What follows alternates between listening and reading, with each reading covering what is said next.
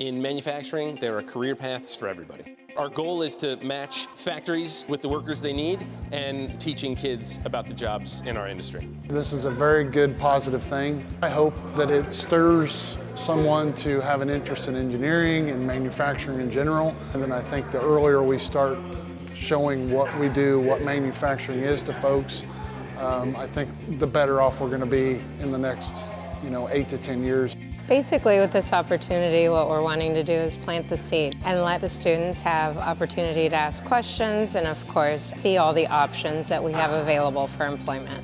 So we learned that there's different type of ways of manufacturing. We also came here today, they have a tent set up inside with ADM, Caterpillar, and other places, showing us that there's different ways you can manufacture things. It's opened my visions. It's not an old thing. It's like something we need every day. My clothes, my phone. This building got manufactured. I think it's a really cool experience to see it like how it works in real life.